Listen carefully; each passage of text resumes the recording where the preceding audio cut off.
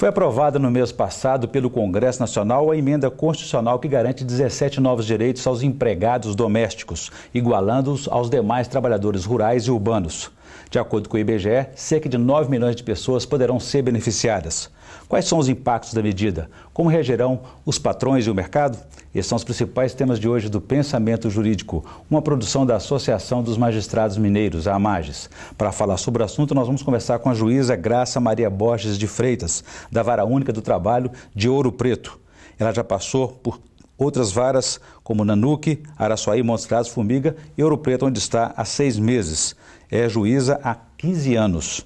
É também coordenadora acadêmica da Escola Judicial do TRT da Terceira Região, TRT de Minas Gerais. Doutora Graça, obrigado pela presença, é um prazer recebê-la aqui no Pensamento Jurídico. A honra é toda minha de estar aqui. Doutora Graça, o que representa essa aprovação no Congresso Nacional, essa emenda constitucional, conferindo aos empregados domésticos esses direitos que outras categorias já reconheciam? Seria o fim de duas categorias, diferentes de duas categorias aí?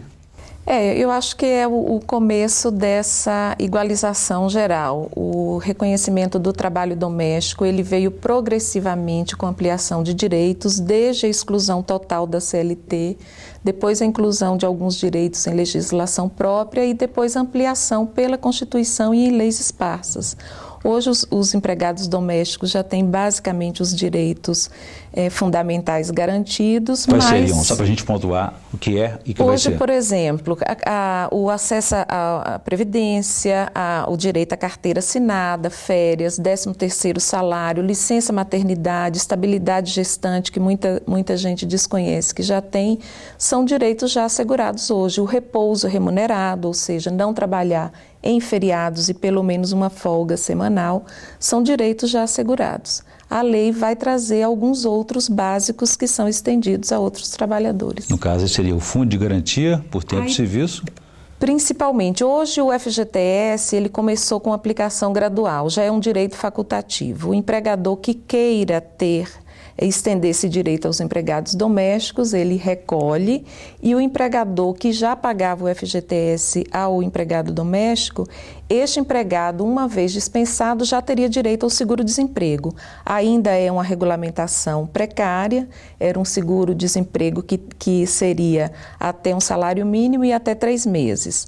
Então, os empregadores que já pagam isso, a diferença em relação ao que pagará agora é pequena. Mas o mais importante parece que é a definição de uma jornada de trabalho. De uma jornada de trabalho, Hoje já há um sentimento social de que a jornada deve ser limitada por consciência. Então, a maioria dos trabalhadores, inclusive as diaristas, eles já pactuam trabalhar 8 horas por dia. Então, o impacto de quem pagará hora extra, na prática, vai ser pequeno. Mas isso é importante que seja garantido, porque aí em muitos lugares ainda a empregada entra no serviço, não tem um horário certo para terminar e há realmente um abuso em algumas situações que impedem que ela possa ter, inclusive, outras atividades, estudo, além de um tempo razoável de descanso. E não havia esse parâmetro, né? A senhora citou, por exemplo, a questão da diarista. Só para a gente caracterizar, o que vem a ser realmente o empregado doméstico? A diarista está inclusa nisso? A jurisprudência já diferenciava, começou a diferenciar e foi interessante porque a lei acolheu para caracterizar como empregado um parâmetro que foi fixado pela jurisprudência. A lei dos domésticos falava que era doméstico quem trabalhava de forma contínua. A lei normal fala em trabalho habitual. Então, poderia ser habitual, inclusive uma vez por semana, desde que toda semana a pessoa trabalhasse. No caso do trabalhador doméstico, se entende que é aquele que tem uma vinculação permanente com o trabalho. E como não se sabia exatamente o que era permanente, a jurisprudência dizia metade da semana já pode ser considerado empregado. Então, as pessoas que já trabalhavam 3 dias numa mesma casa, sem carteira assinada, em alguns processos, já tinham tido o vínculo de emprego reconhecido. Essa nova lei estabelece esse parâmetro. E esse conceito, doutora Graça, é um pouco mais amplo, não é só aquela figura tradicional da empregada doméstica. Sim. Inclui porteiro, motorista também? O porteiro de edifícios, não. Os condomínios, eles têm o regime seletista normal. O condomínio não é considerado o mesmo espaço residencial. mais o enfermeiro de uma pessoa idosa, de alguém que está doente, a babá, o cozinheiro, o motorista, o jardineiro, todos esses que trabalham no âmbito doméstico e sem função lucrativa direta, eles é que são considerados empregados domésticos. Agora, a propósito da nossa realidade, da nossa prática, o que nós assistimos é que toda vez que aparecem mudanças desse tipo, o mercado reage de forma negativa, né? Sim. Inicialmente os patrões demitem, depois reconhecem que precisam daquele serviço e recontratam. Que avaliação que o senhor faz de impacto que nós vamos ter a respeito disso? Eu acredito que pode ter alguma insegurança, principalmente em relação ao controle de jornada. E aí a gente houve casos de desconfiança dupla nesse tipo de relação, mas a maioria das relações de patrão-empregada são relação de extrema confiança.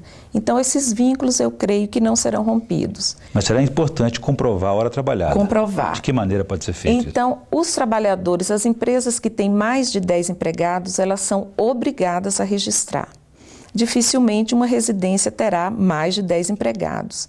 Mas ainda assim, o que nós recomendamos é que patrão e empregado pactuem uma anotação caderno de anotação de jornada em que o empregado registre a hora que entra, o horário de descanso e o horário do término dessa jornada, que pode ser trabalhar, por exemplo, 8 horas de segunda a sexta-feira e 4 horas no sábado, ou trabalhar 7 horas e 20 minutos de segunda a sábado. Totalizando 44 horas. 44 horas semanais. Muito bem.